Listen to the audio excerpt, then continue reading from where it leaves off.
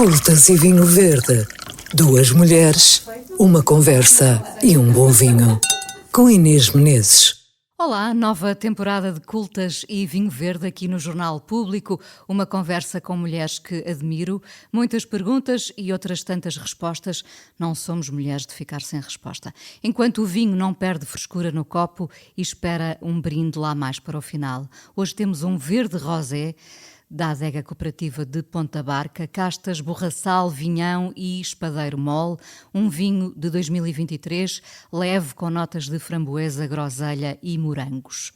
Quem inaugura esta nova temporada de Cultas e Vinho Verde é a Cláudia Semedo, atriz, jornalista, comunicadora. A Cláudia fez muito teatro, cinema e televisão e está também na rádio. Nasceu em 1983, cresceu num meio diverso e plural e essa diversidade e inclusão estão muito presentes no seu dia-a-dia. Olá, Cláudia. Olá, Inês. Como é ser mulher e mãe e profissional que se desdobra em muitos ofícios? É cansativo, mas é um encanto, é a possibilidade de estar sempre a descobrir coisas novas, a aprender coisas novas, a conhecer pessoas novas, a entrar em contacto com outras histórias, a fazer este caminho entre o eu e o outro de forma mais musculada. É maravilhoso, é maravilhoso. Gosto muito de ser mulher, gosto muito de ser mãe, gosto muito na minha possibilidade de experimentar ser plural. Gosto muito disso. O que é que está em primeiro lugar? Mulher, mãe e depois a profissional? Eu estou a aprender a que mulher venha primeiro, mas eu acho que a mãe passa-me assim umas rasteiras terríveis. Mas precisamente por isso é que te dizia que é cansativo, porque a mãe que eu sou é uma mãe muito chata, que tem a mania de querer ser a mãe perfeita que está em todo lado e que acompanha tudo, mas depois sou uma profissional com uma vida em tantas frentes que tenho de correr muito.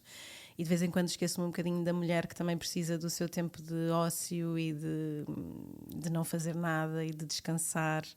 E então estou a aprender a ver se a consigo pôr em algum momento no primeiro lugar do pódio. Repara que todas nós, mulheres, mulheres e mães, temos muito este problema de será que se eu estiver em várias frentes e estiver muito ativa profissionalmente, deixo de ser boa mãe? Será que roubo tempo de qualidade aos meus filhos, não é? Nós ainda temos essa culpa a pesar-nos sobre a cabeça muito, e sobre os ombros, muito. quando na verdade nós podemos ser muitas coisas. Podemos ser muitas coisas e no meu caso é aprender a delegar. Eu tenho esta mania que a minha sopa vai ser melhor para eles porque eu não faço o refogado e eu não ponho. Pronto, tenho esta mania, mas já percebi que quando delego as coisas acontecem. Eles também têm um pai incrível e o meu companheiro. Portanto, é aprender a delegar e respirar fundo e a perceber que o mundo acontece sem mim. Que é também uma arrogância que eu acho que tenho e que tenho que deixar de ter, não é? Voltaremos já ao papel da mãe, porque também é um papel, não é? Ninguém nasce ensinado para ser mãe ou pai, não é? Nós vamos aprendendo. E é um papel terrível, porque vai evoluindo quase diariamente, porque as fases são todas tão diferentes e a mãe que eu fui, que eu acho que serei, que eu sou, está em constante mutação. Então vamos já explorar por completo esta questão da maternidade. Tu és mãe de uma Alice com 13 menina, anos. já adolescente, não é? Sim. E de um rapaz mais novo. Com 8. Foi sempre uma coisa que tu quiseste, ser mãe? Sim, acho que desde que me entendo por gente. E sou a mais nova de 3 irmãs e sempre fui a mais maternal e com os meus amigos e o cuidado foi sempre o cuidar, não tanto o cuidado, o cuidar foi sempre uma característica minha desde muito, muito, muito miúda. De onde virá essa veia cuidadora? Acho que vem do ventre das mulheres da minha família, porque todas as mulheres à minha volta, as minhas ancestrais, são todas, tanto do lado da minha mãe como do lado do meu pai, são todas mulheres de cuidado. De cuidado, que nunca se souberam pôr à frente do papel de mãe, do papel de mulher. Esquecendo-se de ser Sim, mulher e de nutrir esse amor próprio, não é? Que é uma coisa que às vezes ainda nos esquecemos. E por mais que tenhamos a teoria e a matéria bem estudada, depois a realidade, não é? A teoria na prática é diferente, é bem diferente. Saltando da maternidade para as tuas frentes profissionais, coisas que te dão muito prazer. Aliás, eu acho que quando retiramos tanto prazer do trabalho, só podemos ser melhores mães, não é? Sim. Voltamos a casa com um sorriso. Tu és uma pessoa muito luminosa e muito sorridente, pelo menos é o que eu vejo. É a primeira vez que estou realmente a falar contigo. Quando é que tu soubeste que querias estar num palco? Também muito pequenina, também mesmo muito, muito pequenina. Eu não sei se sabia sequer que havia essa palavra, palco, ou esse lugar, e a minha vida era toda sobre representar, expressar-me artisticamente, fazer desde desenhos a cantorias lá por casa, a brincadeiras com as minhas irmãs que muitas vezes não as informava de que eram ficção e levava aquilo a um ponto que elas ficavam loucas comigo, mas sempre fui muito pantomineira desde muito, muito, muito nova e sempre soube que queria comunicar e que queria poder expressar livremente de qualquer forma. O que é que cantavas já agora? O que é que se ouvia lá em casa? Eu gosto muito de fazer esta pergunta porque as canções que se ouvem em casa quando somos mais novos é uma espécie de álbum de retratos, não é? Sim. Diz muito. Eu ouvia muita rádio porque o meu avô e o meu pai sempre foram homens de ouvir a telefonia.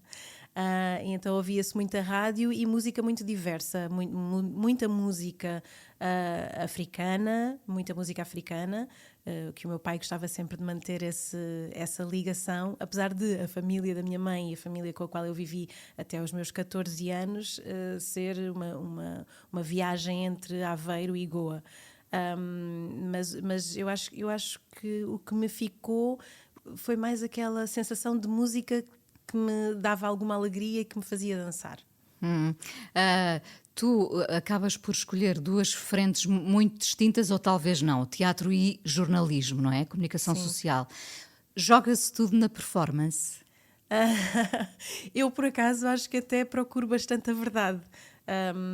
Mas eu tenho muito respeito pelo jornalismo. Eu tirei o curso de jornalismo, mas eu acho que, apesar de ter chegado a ter carteira, porque para apresentar um programa que fazia na RTP2, o Nós, eu tive de tirar mesmo a carteira profissional, mas rapidamente, porque sou atriz e faço publicidade de vez em quando e faço muito entretenimento, que não fazendo publicidade direta estás a fazer também publicidade. Depois entreguei muito rapidamente a carteira, mas eu acho que infelizmente a vida é muito mais performática do que deveria ser. Passos importantes na tua carreira, consegues identificar 2 ou 3 momentos que foram fulcrais para seres o que és hoje? Até como mulher, claro. Sim. A minha estreia em teatro depois de terminar a Escola de Teatro de Cascais foi com a Fernanda Lapa, no Teatro Nacional, na Viagem de Pedro Afortunado em 2002.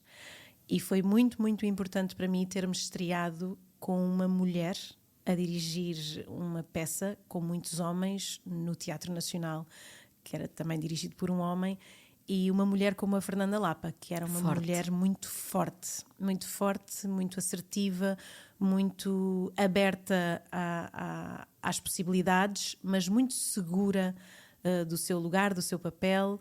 E isso para mim foi muito importante, porque eu acho que determinou bastante depois o caminho profissional que eu acabei por fazer.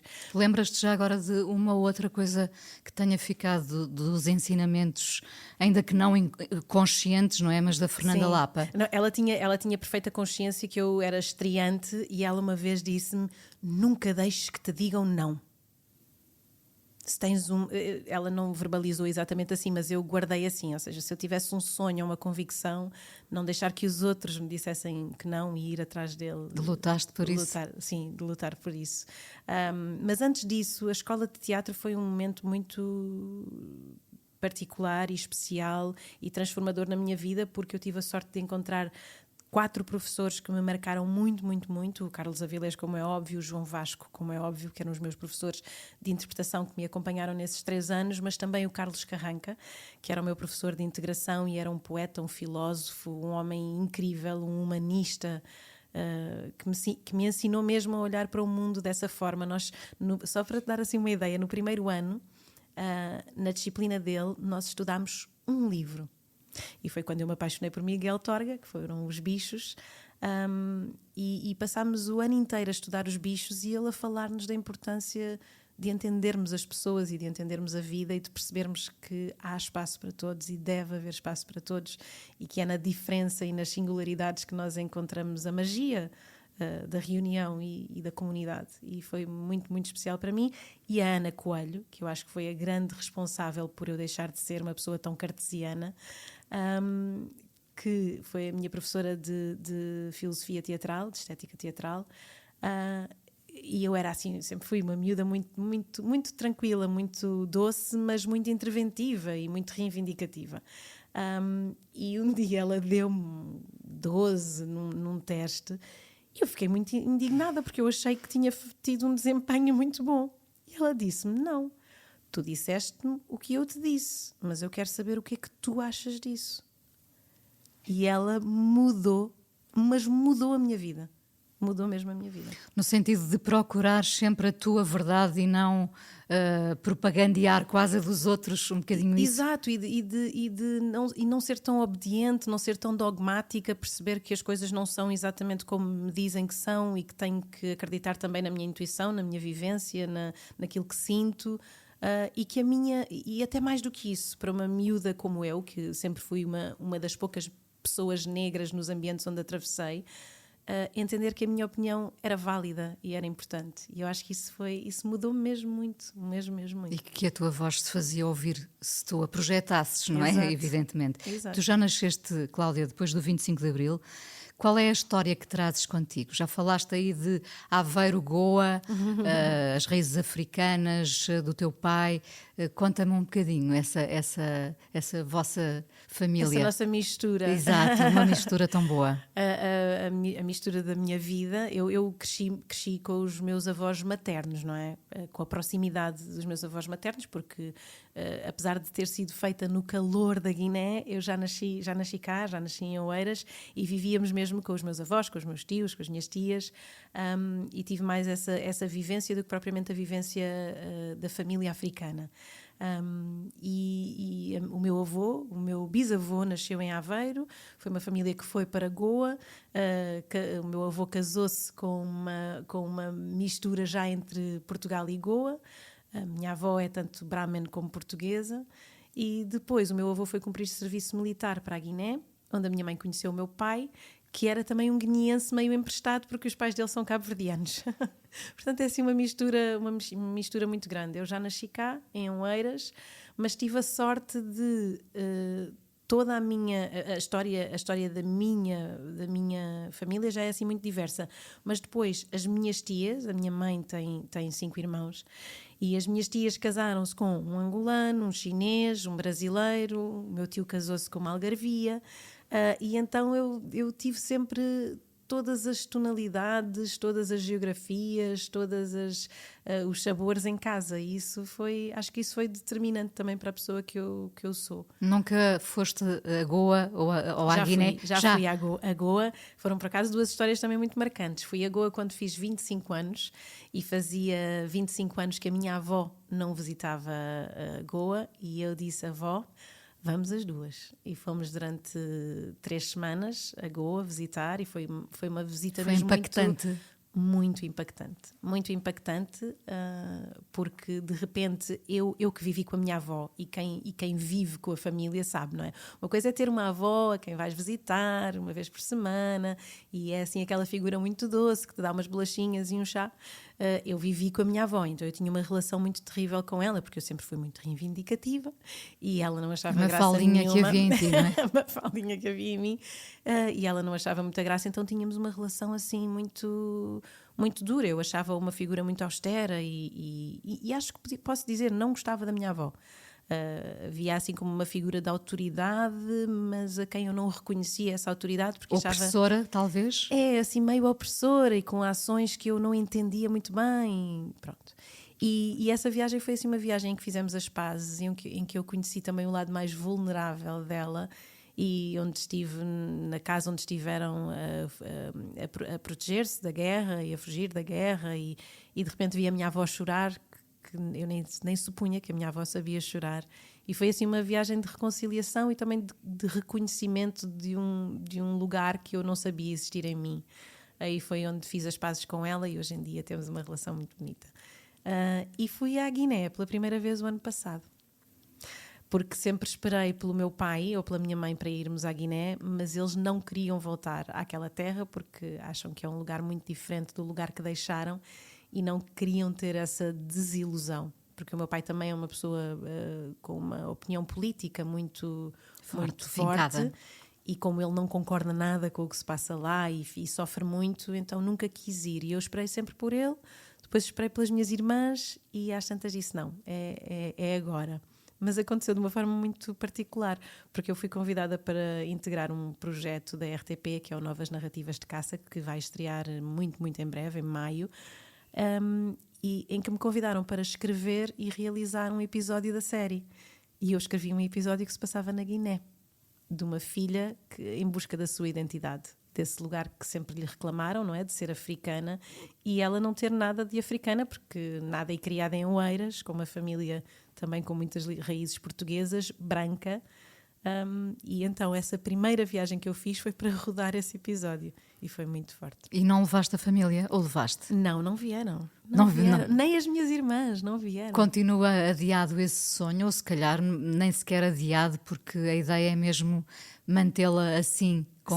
Sim, eu acho que não os vou conseguir convencer, mas já decidi que sou eu que vou levar a minha família, então o ano que vem tenho viagem marcada com os meus filhos e com o meu marido. Falávamos dessa mistura tão boa que se reflete a tantos níveis, essa multiculturalidade. Porquê é que nós tememos essa mistura? Não somos só nós portugueses, atenção, mas... Eu acho que nós tememos porque nós temos um passado colonizador. E eu acho que nós não queremos ser confrontados com outras verdades que rivalizam com esta nossa ideia de conquistadores, com uma bondade e uma capacidade de integração que se calhar é só uma visão unilateral da história, e nós não queremos ser confrontados com isso. Então eu acho que essa mistura assusta-nos, para além do que eu acho que isso também tem a ver com a nossa existência enquanto seres primitivos, até o desconhecido assusta. O desconhecido assusta. Sem dúvida. Lembro que neste Cultas e Vinho Verde estamos hoje a provar um verde rosé da adega cooperativa de Ponta Barca, Castas, Borraçal, Vinhão e Espadeiro Mole. Estás muito atenta, Cláudia, ao pulsar do mundo, ou tentas gerir, filtrar quase o que lês e vês? Estou muito atenta ao pulsar do mundo, mas faço um filtro gigantesco. Aliás, não me orgulho muito disto, mas precisei de deixar de ver telejornais. Gosto mais de ler. Continuo sempre a gostar mais de ler, e no papel não consigo, sou muito como tu, de folhinhas na mão, de preparação de tudo. Mas tento fazer um filtro grande, porque o mundo magoa-nos muito. Está a fazer-nos mal, não é? Está. E eu, como quero tentar manter este lugar, ainda que bastante positivo, não ingênuo, mas bastante positivo, quero tentar mantê-lo assim, porque eu acho que ele dá-me algum alento para continuar até a criar. E o mundo assusta sobretudo as mães, não é? De certa forma nós já cumprimos aqui uma meia vida, mas pensamos imenso nos nossos filhos, e atenção, eu estou a falar aqui da maternidade, mas uma coisa que aprendemos de forma muito convicta é que hoje em dia uma mulher não tem que ser mãe. No passado também não tinha que ser, sim, evidentemente, mas hoje em dia sim, as mulheres muitas vezes escolhem ser boas profissionais e não têm que ser mães, evidentemente, não é? É muito engraçado, a minha filha, nós falamos muito, ela, apesar de ser muito jovem, ela tem 13 anos, nós falamos muito, e ela aqui há uns tempos disse-me com um ar muito sério e decidido: mãe, eu não quero ser mãe. A minha filha também diz o mesmo, portanto... Sim. Mas com um ar mesmo muito sério, assim, mas porquê, filha, está tudo bem? Ela, não, eu não quero ser mãe, porque eu olho para ti e eu penso, eu não vou querer viver uma vida inteira preocupada com alguém.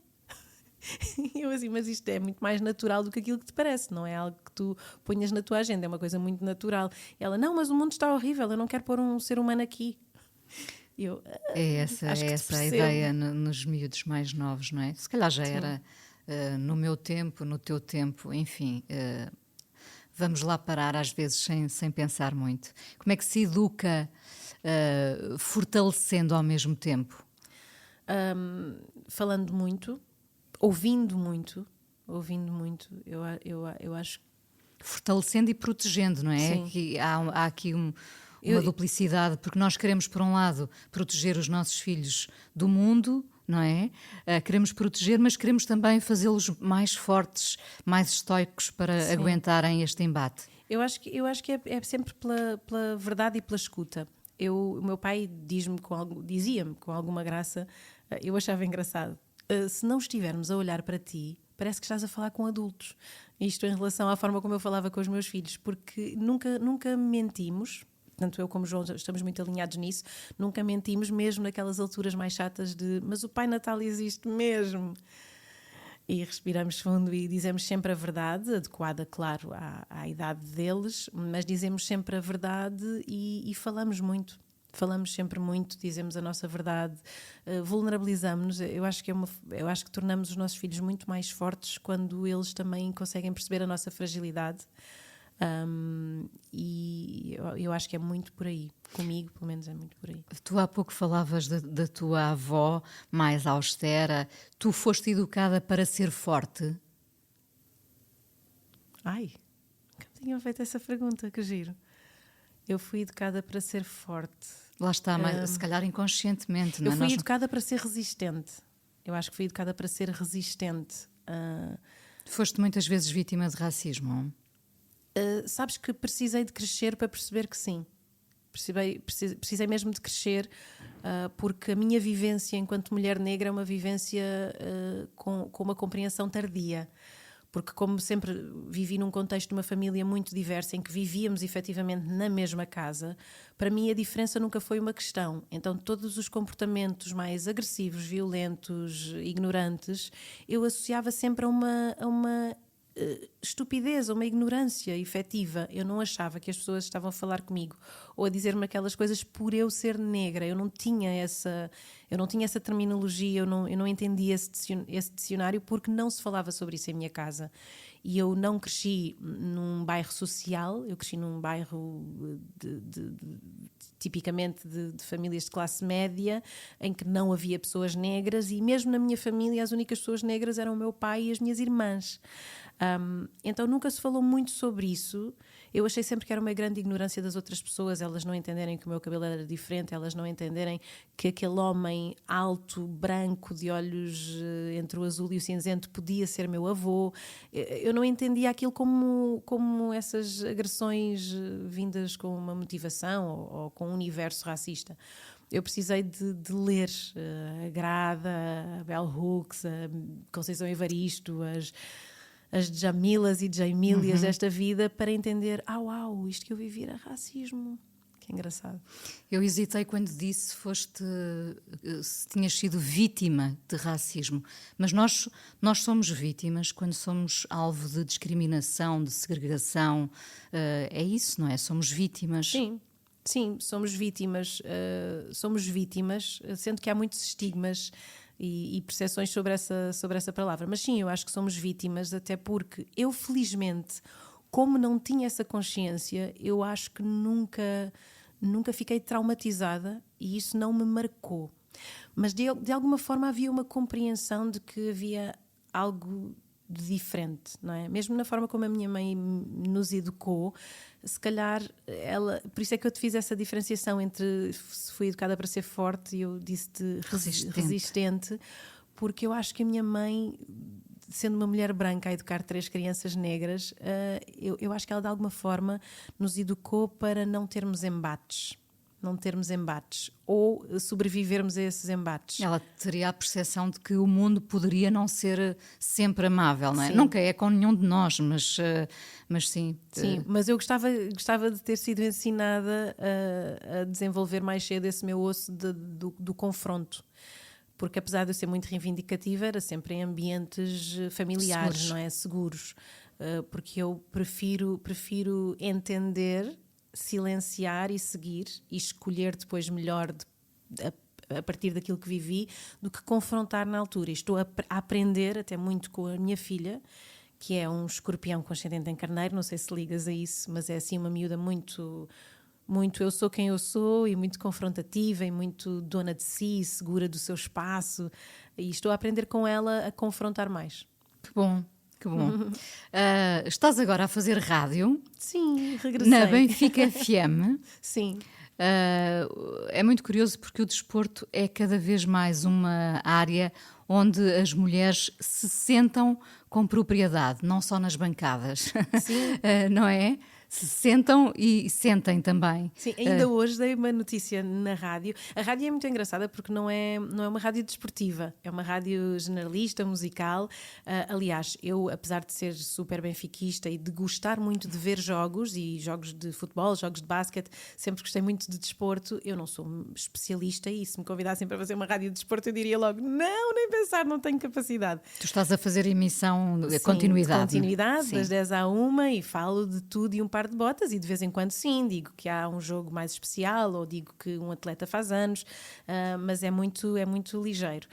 E ainda hoje dei uma notícia muito especial que pela primeira vez na história uma treinadora vai estar à frente de uma equipa das Big Five, que é uma equipa que faz parte das ligas europeias, e pela primeira vez com 34 anos ela vai ter esse lugar e uma mulher ascende a esse lugar. Mas já viste o tempo que tudo isto demora? Ainda há primeiras vezes. É impressionante. Sim. Apresentaste vários programas de televisão, fazes telenovelas, séries, tudo te faz sentido. Tudo me faz sentido no momento em que acontece. Tudo me faz sentido no momento em que acontece, mas eu preciso dessa diversidade porque senão eu canso-me um bocadinho. Eu gosto de mudar de género, gosto de ora trabalhar em camadas e camadas mais profundas, ora ir para um lugar um bocadinho mais soft, porque de vez em quando sinto que me dera trabalhar numa fábrica em que não precisasse de pensar. Mas se calhar não. Mas com certeza não. Mas eu gosto muito de poder experimentar muita coisa, apesar de não sei se é essa a característica em que as pessoas pensam quando olham para mim, mas eu gosto muito de me atirar para o desconhecido. Vais ter agora um programa novo na televisão? Não. Para já que eu saiba, acho que não. Não, o programa é que vai estrear, aquele programa que tu realizaste. É uma série. Uma série, vai estrear. Vai estrear em maio, sim, vai estrear em maio. Tens saudades de fazer televisão de forma mais contínua? Tem o seu tempo. Não chego a ter saudades porque ela vai aparecendo e desaparecendo na altura certa. Mas do que eu tenho saudades quando não acontece é de fazer teatro. E quando é que voltas a fazer teatro? Quando é que volto a fazer teatro no palco, a estar no palco? Já em setembro. Já em setembro vou estrear uma peça no Teatro Variedades, uma peça que parte de um texto do Sandro Williams e é precisamente sobre um prédio e sobre diversidade. Quais são as maiores inquietações de uma mulher de 40 anos? 40, que são 43, depois dos 40? A minha inquietação é o tempo. É o tempo porque sinto claramente que ele acelerou e de repente eu sinto que preciso de estar a contratempo do tempo de hoje em dia. Sinto mesmo necessidade de parar, de me desligar das redes, de me desligar do ter de responder imediatamente a alguma coisa. Consegues? Eu consigo, eu sou facilmente uma pessoa que, por exemplo, se estou em casa, se entro em casa, o telemóvel, muitas vezes eu nem sei onde é a pergunta que se ouve mais, onde é que estão as minhas chaves, onde é que está o meu telemóvel, porque facilmente me desligo disso, aliás, muito mais facilmente do que muita gente desejaria, desligo-me facilmente, mas assusta-me a velocidade a que tudo anda. Não pela questão do envelhecimento. Sim, é a própria velocidade que sentimos. Esta velocidade galopante. Vertiginosa. Sim, é verdade. Também não Não dá espaço ao estar, ao encontro, ao pensamento, ao ócio. Sinto que faz falta, muita falta. Cláudia, com este verde rosé da Adega Cooperativa de Ponta Barca, brindamos a quê? Eu agora ia experimentar, porque eu conheço o teu programa e achei que me ias perguntar o que é que combinava bem com ele. Eu só ia atrás a experimentar. Brindamos a quê? O brinde é sempre tão importante para mim, não é? Sim. Eu acho que brindamos à presença. Brindamos a estar e a perceber que estamos. Obrigada por teres vindo. Uau! Nós guardámos esta prova para o final mesmo. Agradeço teres vindo aqui ao público, a este Cultas e Vinho Verde, agora com uma nova temporada. Um podcast com o apoio da Comissão de Viticultura da Região dos Vinhos Verdes. A produção é da Inês Bernardo, genérico da Alexandra Gonçalves, sonoplastia do Miguel Sousa, a coordenação de podcast do público é da responsabilidade do Amilcar Correia. Volte para a semana. Obrigada. Posso acrescentar uma coisa? Acrescenta. Assim, em pós-packshot. Tu há pouco perguntaste momentos importantes no meu percurso e eu ia brincar contigo, mas depois fizeste um tom de pergunta tão séria que eu pensei, bem, se calhar vou falar a sério. Mas eu não sei se tu sabes ou sequer se te lembras disto, mas tu fazias um programa com o Pedro e Inês. Pedro Buxerri Mendes, sim. Pedro Buxerri Mendes. E um dia, não sei se estavas de férias, se aconteceu alguma coisa inesperada, mas ele convidou-me para substituir-te num programa. Não sei se te lembras. Não sabia. Provavelmente durante a minha maternidade. Não Há sei. de ter sido. A minha licença de... Há de ter sido, e eu fui fazer um programa e eu que normalmente não sou uma pessoa muito dada a nervos, eu ia super nervosa e eu assim, mas como assim? Substituir a Inês? É impossível, como assim? E então, eu não sei o que é que eu fiz nesse dia, mas eu andei a pesquisar, a ler coisas, porque eu assim, não, eu tenho que ser inteligente para eu poder fazer este programa. E foi um momento que guardo com muito carinho, poder ter feito o Pedro e Inês da Inês Maria Menezes. Tens isso gravado? Não sou de guardar coisas, guardo as memórias na pele, sou epidérmica nesse sentido, gosto muito de guardar tudo à flor da pele, mas não guardo fisicamente nada. Eu pareço inteligente, mas eu sou uma hedonista, por isso é que estou aqui a fazer este programa. Cláudia, muito obrigada. Era essa. Cultas e Vinho Verde, com Inês Menezes.